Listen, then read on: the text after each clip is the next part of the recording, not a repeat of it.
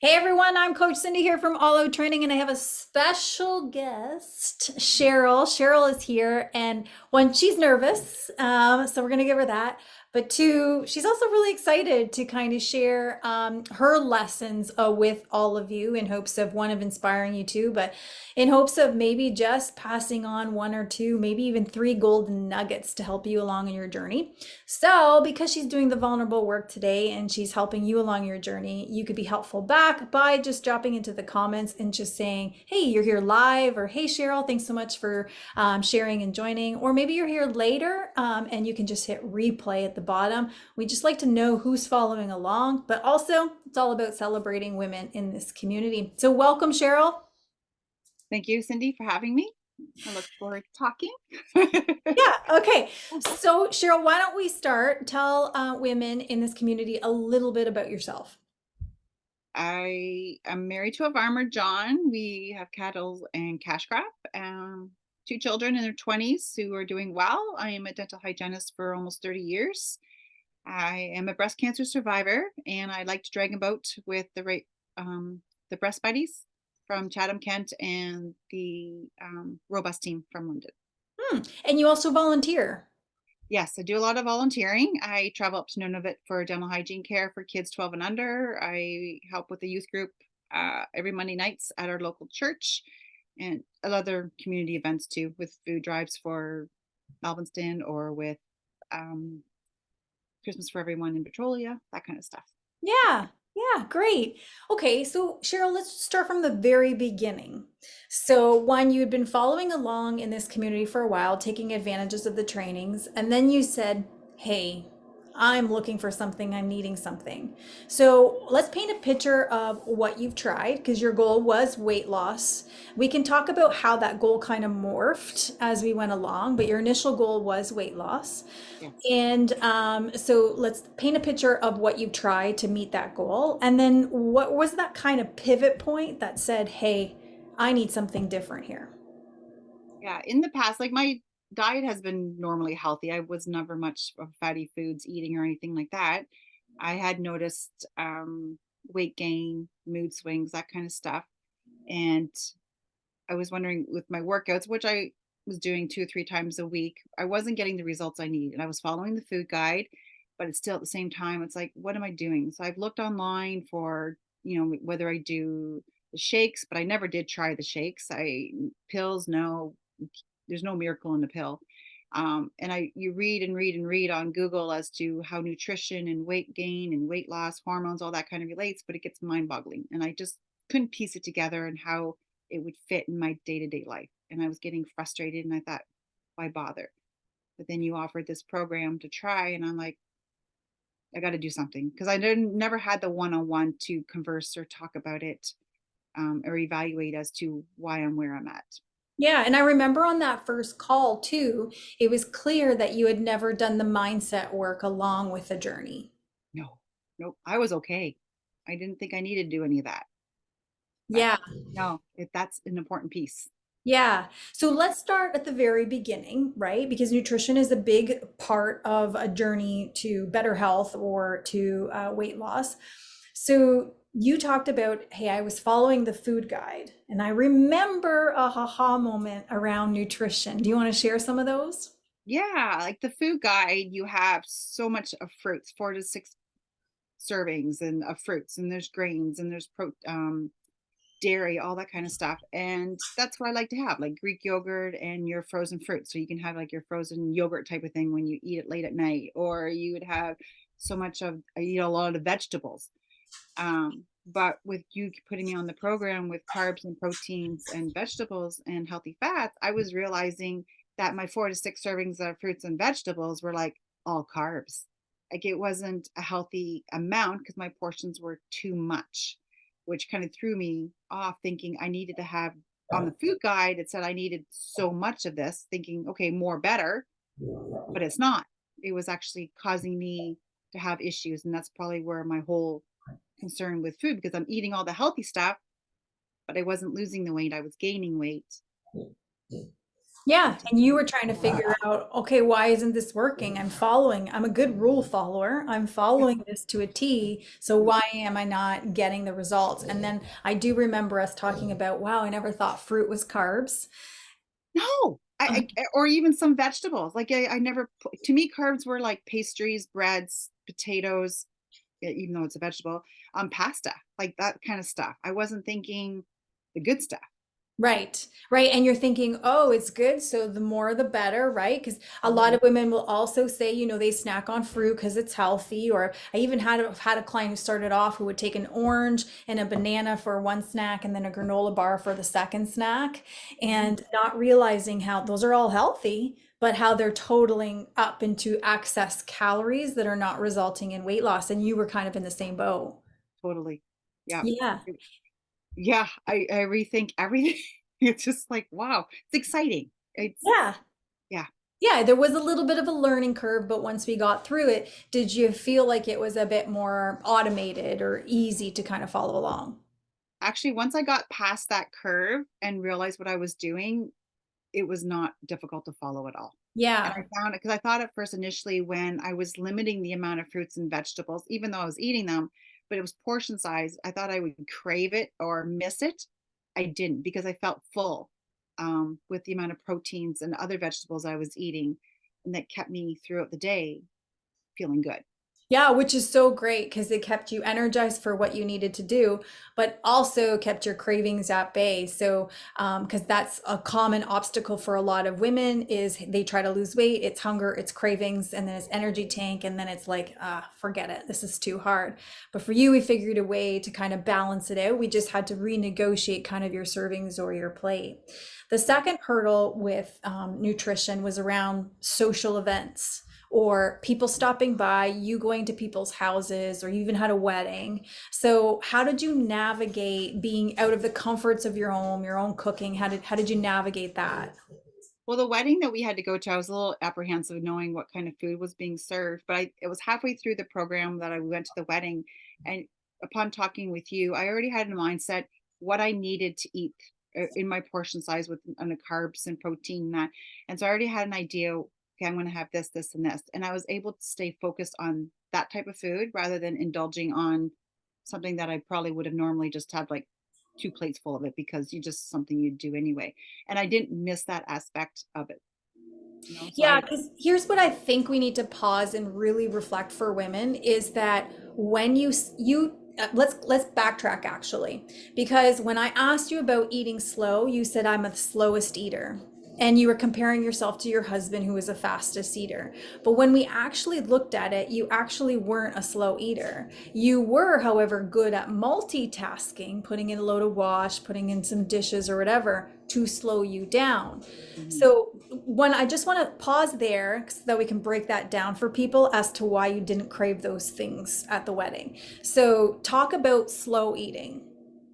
Yeah, like, you're right, slow eating. I thought I was a slow eater in the beginning because I would do all those things while I'm eating, so even though I had a plate full of food, I was slow eating it, but I was busy doing other things, and I would eat everything on my plate. You've taught me, and I stay more focused when I eat. I sit down and no distractions. I eat at the table, my portion size, and enjoy each bite. I'll take a few bites, put my fork down, enjoy it, and go back and finish my plate. And I find I'm satisfied. I'm happy with the results. And then when I'm done that, then I can stay focused on doing something else that I need to do after I'm done eating. Yeah, and the reason why I want to point at that out is because when you said about the wedding, you said, "Hey, I got these portions. This is what I'm going to eat." It sounds restrictive.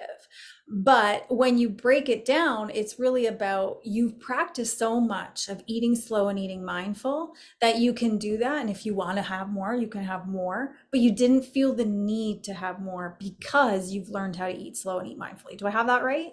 Totally. Yeah. I think those weeks up to the wedding really helped me stay focused and concentrate on knowing how to do that. So when the day came, I could do it. And I didn't feel like, oh, somebody said, oh, you didn't get the mac and cheese or you didn't get this. I'm like, no, I've got what I need and I'm quite content.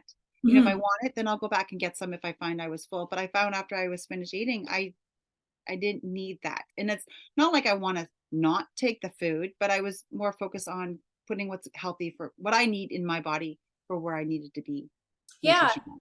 And for some women also tell me like when they're done eating, they then feel like it's not finished until they have something sweet right after. Yeah. Yeah. And yeah, and so dessert was brought and I'm like, oh, it looked really good. And but I was full. I didn't feel like I needed to have it. I did take a bite and I enjoyed it and I just passed it off to my husband because I just honestly, when I was full from eating the main meal, I wasn't going to enjoy dessert because you're full, Mhm. right?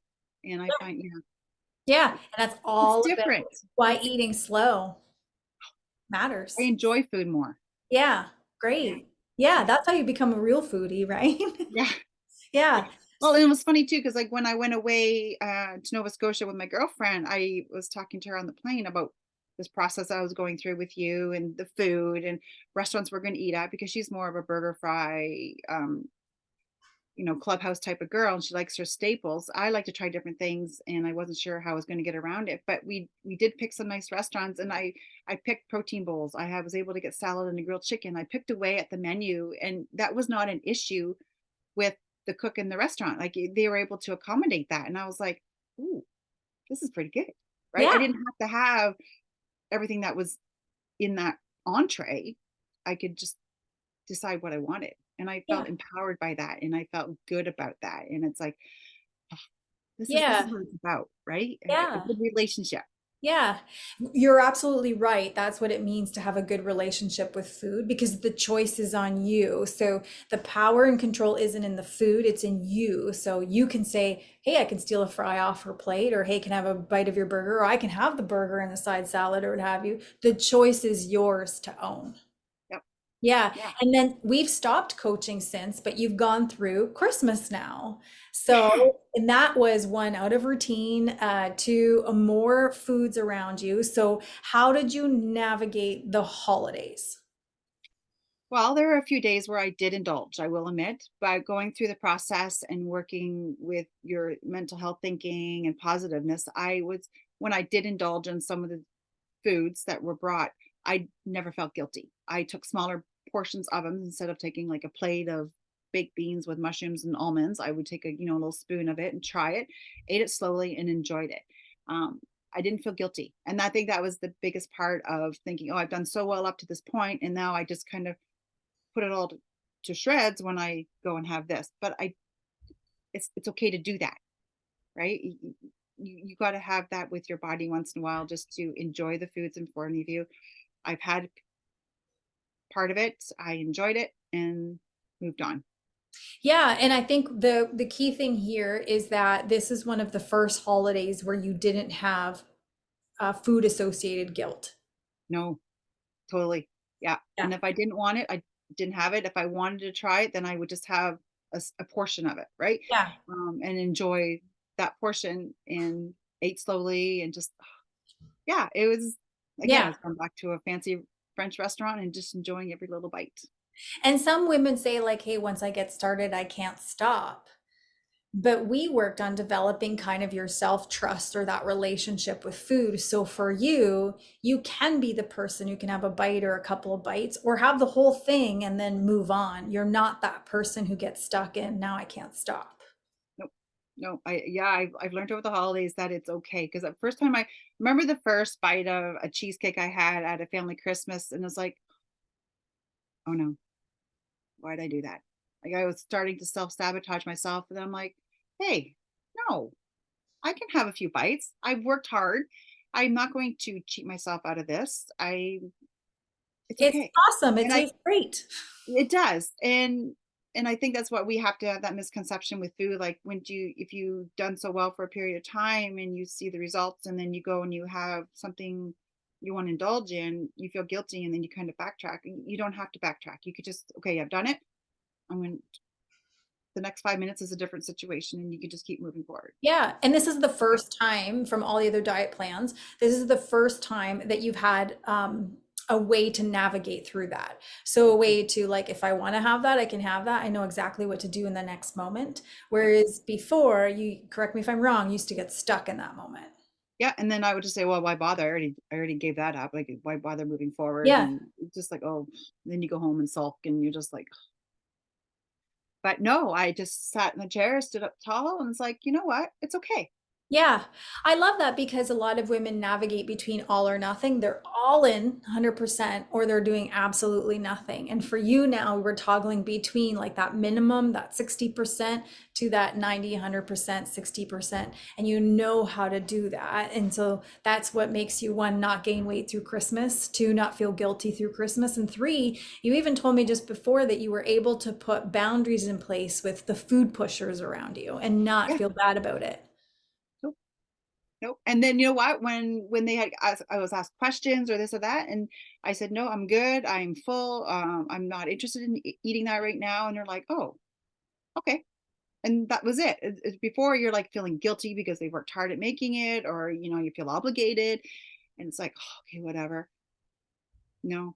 And I find that too with putting other things and priorities into place through this process is that when I take time for myself on certain times of the day, instead of dropping that and doing what other people want, I find I'm more focused doing what people want me to help them with once Yeah, I'm done with my own time.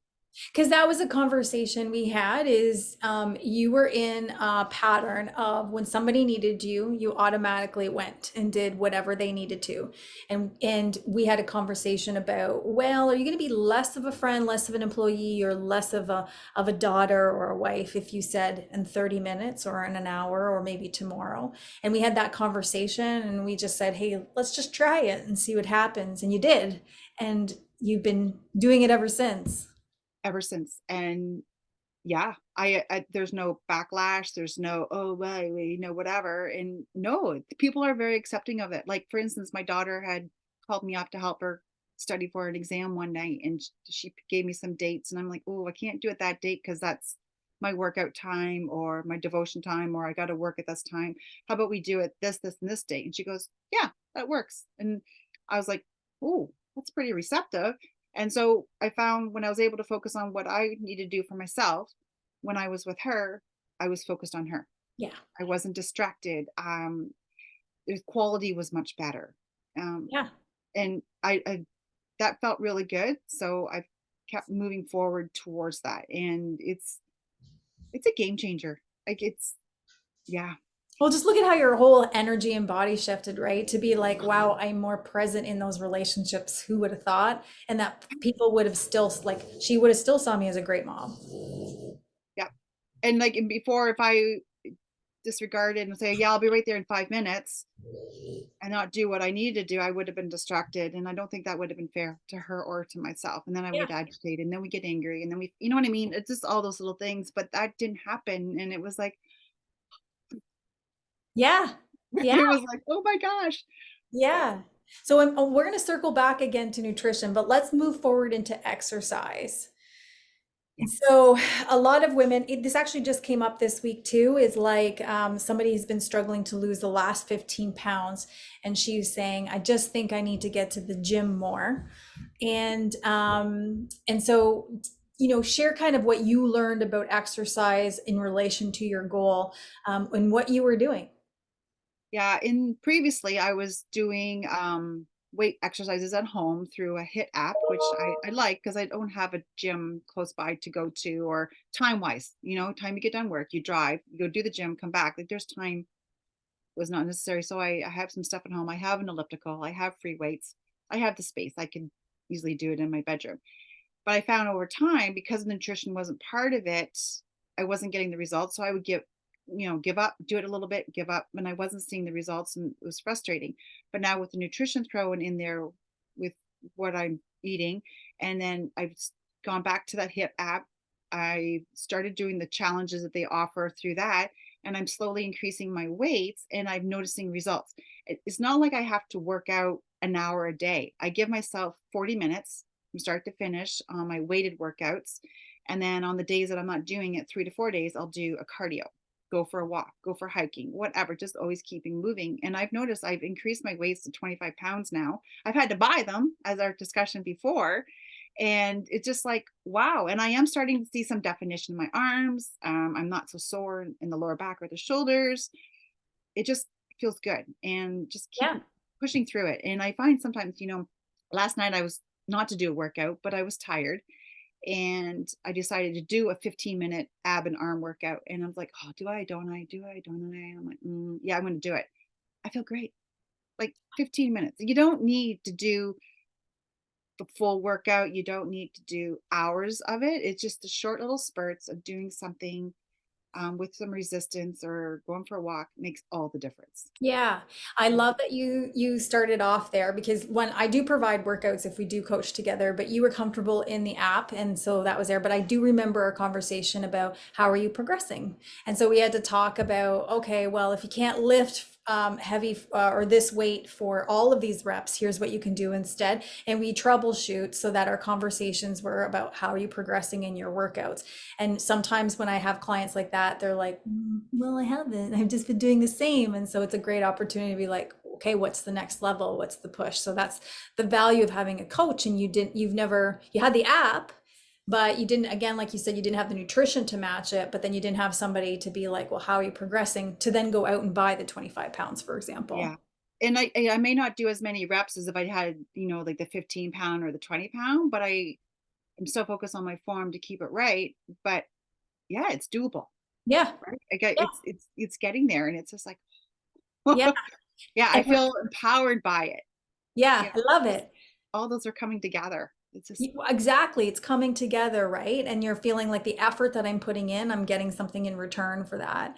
And then the other thing we talked about just before you got on the call, I asked you, like, how was movement over the holidays? And you said, look, I didn't weight lift every single day because it was busy and there was unexpected kind of funeral that you had to go to and travel to. But you said, but I did move every day. yes. Yeah. Yeah. And I remember that conversation you had, always keep moving. And then when you had your first segment with Chris from the UK, Mhm. circumstances change, your situation changes, but you always keep moving. You don't always have to have your high standards. You can lower it down a little bit. And so that's what I kept my focus over the holidays. Is if you're somewhere, my workouts, I usually like working out at 8 o'clock at night. I just find doing it for half an hour, 45 minutes, and then going to bed at 10, which is now regimented that I do all the time. I just feel it working out before I go to bed just tends to release everything that I've had through all the day. And it just makes me feel relaxed, sleep through the night, really good. And I remember that conversation by listening to your video that I just kept moving during the holidays, walking, going up and down the stairs a lot, running around with the dog, just those kind of things. Because when you go somewhere, situations, I can't work out with weights at 8 o'clock in the morning or at night when I'm across the border or something like that. Right. Yeah. It just Yeah. wasn't real. But I like because what you're outlining again is that it's not all or nothing. You're toggling Yes. between that 60%, that 90, 60%. And so that's why it's working, right? You know how to do that. Okay, so let's get into the big one, mindset. You said, I didn't need it. I No, was, of course not. I could do anything. I could yeah. do everything. I So had what did everything you under learn? control. Yeah. What, Pardon what, me? what did you learn about mindset? Like, how is it part of the journey? Why is it important? Oh, it is like 110% important. It gets you up in the morning, it gets you to roll over, it keeps you talking to yourself, all the positives, all the wins that you go through the process of the day. Um, it's your number one fan, right? It only wants the best for you. And you just keep doing it and talking to people about it, just and because people come back to you and say, hey, how's it going, even if you're in a slump. You're like, oh, or like, well, I know, what, I just saw you last week and you were like this, and what's going on, and it just turns you all around. And making a journal, I had never done that before, so I'm not a daily journal person, but I do have sticky notes everywhere that are in my binder that I've kept through the process, and you go back to read those. And I typed out my why as to why I started this on my fridge every morning. So those little things make a big difference, and I'm worth it. Yeah. I'm worth it. Yeah. My biggest concern, when I called you to do this, I was afraid of failing you, and you're like, well, it's not me, it's you. And I'm like, oh yeah, and I don't like to fail. I'm like, so what am I going to do? But yeah, I've enjoyed this journey. I found things out about myself. I I'm more positive. I find I'm giving more compliments to other people when they come into the office. Mm. I that's what I did. I started, the mindset is that, what, through this process, I'm going to compliment somebody every day. Every patient that I see in the day, I'm complimenting them on something, whether it's on oral health, whether it's the way their hair is, their clothes, their holidays, whatever. I'm doing that, and I've noticed a big turnaround in my patients and how they respond to me. Mhm. So, and that's a motivator for me. Just, Well, great, 'cause you not know, it's a just lot of people like going to the dentist. gotta Yeah, come see me. right. But it is, it's for everything, you Yeah, know. Um, my kids have noticed, mindsets, and I'm trying to teach that with my daughter too when she's going through her schooling, because there's some down days for her. And so I get her to write out the goods and the bads, and where are the wins for you in this subject, and focus on that. And same with my son with his job and just what he wants to achieve. And yeah, slowly it's coming around, and I can see how their moods are changing a little bit too. And it's like, yeah. not saying that it's like that every day, but if you do have a bad day, it's not very long. Yeah. It's Yeah. not. And I think that you've done a good job of saying, like, we talked about how you eat and what you eat and looking at why we eat, because we don't always just eat for nutrition. There's emotional reasons and tradition and all that sort of stuff. And then I think with exercise too, is you weren't using it to beat your body up. You were using it because you just wanted to move your body. One of the things that we talked about too was you said you were a breast cancer survivor. You had a double mastectomy, and when even though we were stacking up some of the wins, we kept coming up against, but I don't look the same as I used to look pre-mastectomy. And you and I had a conversation, a couple of card questions, some journaling exercises to help you look at, well, what are the wins post mastectomy? And so how do we work on embracing our body now? Can you just talk a little bit about, what was hard about that and like where you are now with that? Yeah. I think one of the reasons I started this journey is because I couldn't look at myself as an individual or as a woman in the bathroom mirror. It bothered me, even though I made the right decision for myself at the time, going through the cancer diagnosis. And I think I just gave up on myself, thinking, as a woman, yeah, well, if you don't have breasts, who are you or what are you, right? I know my husband and my children had said breasts don't define who you are, you're still who you are, type of thing, but you kind of leave that in the background. And my goal, I think, at the end was like for definition and just feel better about myself and be able to stand in the bathroom mirror and smile and stand tall. um, I don't have the definition I want totally yet, but I know that's in my goal in the end. I have a lot of successes in the meantime because now I can stand in front of my bathroom mirror and smile. That's huge. And I bet you it was an unexpected win in the very beginning. It was something that you probably never thought you would get there. No, I Yeah. didn't think I'd get there until I had that six pack or I had those bulging biceps, but that's not my goal anymore. I think I've achieved what I wanted to achieve. Yeah, you even wore a kick-ass sweater dress to the wedding and took a picture with your leg up. Yeah, my husband was happy that day.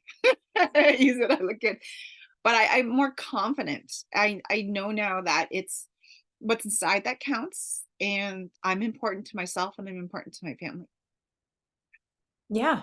I and think I've got the tools to move forward to prioritize what's important for me. yeah, I think that that's huge.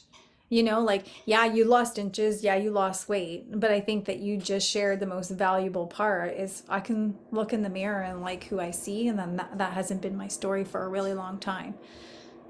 I think And that's the biggest game changer. Yeah, nutrition and diet was the whole, and exercise was the whole idea, but I think I gained more about who I am through the whole process. yeah, and really just moving into a place of finding yourself post cancer and learning to embrace and that that person's worth it just as much as the person pre cancer. I'm enjoying life more. That's I great. enjoyed life post cancer too, but now it's like I'm in a position where, like, yeah, it's okay. Yeah. Well, here's you shared like, hey, when my daughter wants help with their homework, I'm more present. We're not fighting as much. You said, hey, I'm giving compliments at work and to people, and that's giving me a more recharge and a sense of purpose in my job and in relationships with other people. You said, hey, I can stand in front of the mirror and like who I see, so the relationship with my body is better. And you said, hey, with food, it's like I'm in control. I feel empowered about my choices. You said my husband was really happy that day because I put on a sweater dress and I'm like, look at how much it's giving back to you and you at the center of all of that, right? So when you say life is better and I'm happy, it's like you've illustrated that well. And I going through the process, I thought maybe there'd be a time where I would feel selfish. Like maybe I shouldn't be doing this because I gotta look after my husband, make sure my kids are okay, my in-laws, my parents. But it's not being selfish. No. Not when 'Cause I everybody want to else be gets there a, for them later. And I gotta do that now. yeah, and everybody gets a better piece of you. Yes. Yeah. Yeah. Yeah. So as we Best wrap part. That's right. So as we wrap up, what would be the piece of advice you would give to a woman who feels kind of where you were feeling like I'm putting in a lot of work and I'm just not getting the output I want? Do it. Call Cindy, talk to her. She's gonna ask you questions. You're gonna have to answer them. You Be might honest with cry. yourself. Pardon? You might cry. Yeah, I'll probably cry after this too, because I know after our initial conversation, I went for a long walk and I cried. And I'm thinking, but I knew then that I had to do something because I didn't know what else to do. But yeah, through this, I've learned the value of rest. I've learned to be mindfully present in all the situations, good and bad, and to learn from them. I've learned to embrace boredom, and it's okay to be bored, but not have to eat or feel guilty about it. I've learned to enjoy my leisure time. I've read some books, and just downtime was awesome. I've learned to reassess my priorities and my values it, through all this. And it's just like fitness and nutrition.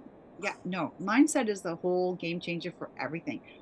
All the other stuff is just going to fall into view and work it out. And I was expecting like 30-day results.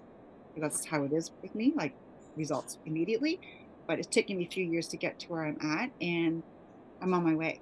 I've enjoyed Yeah. what I've got done so far, and I'm looking forward to continuing. I don't, Yeah. I can't see myself regressing back at all because that's just not a happy moment or a happy space where I need to be. And if I do regress for a day or two, I have the tools and the resources I can get back to where I need to be.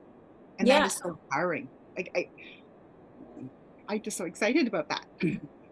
I love that you're excited about it, and it goes to show like it's not what you do, it's now part of who you are and who you want to be as well. And then that's the sticky point. That's the glue that everybody's looking for is that, and you're kind of harnessing it there, and it's exciting to see you being excited about it and feeling empowered about it, but it's also excited to see like who's Cheryl going to be next? Like what's Cheryl going to be up to, right? Because No, it's just really just starting for you. And I also like that once we learned how to transition out of like the food guide and how to eat, and that clicked for you, it actually was really easy. And in the beginning, you thought that was the biggest hurdle because you'd spent so many years chasing how to eat healthy and what that looks like.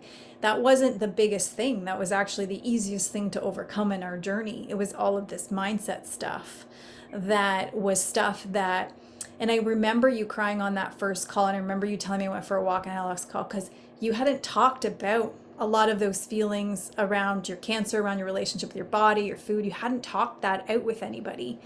And you were just like, I remember you saying, like, I felt like a release. it totally, it just like a big 8-year release.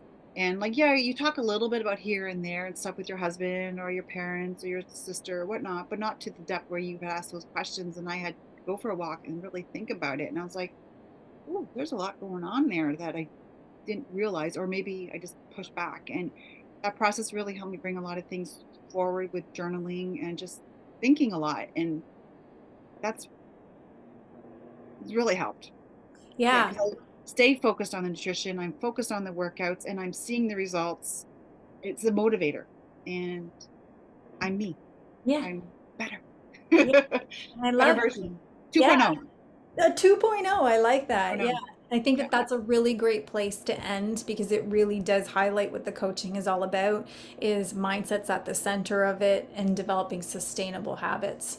And you're there. You're at the holy grail that everybody's kind of after to feel in control, to feel empowered, and to really feel like I've got the path laid out and I know how to navigate that path, whether dark days come ahead or whether light sunny days are up ahead. I know how to navigate both paths.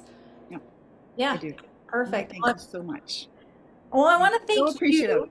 I want to thank you for coming on here and sharing it with other women because I know it's going to resonate. In fact, I would hope that women will pop into the comments and say, what hit home for you? What about Cheryl's message was maybe inspiring you to take imperfect action?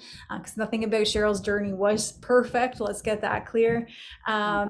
Yeah, but you know what is inspired you or motivated you to take that kind of imperfect action, and then again, just coming back here and just saying, you know, thanks Cheryl for sharing with me and inspiring me as well. So thank you, Cheryl, and I hope that women will join us in the comments.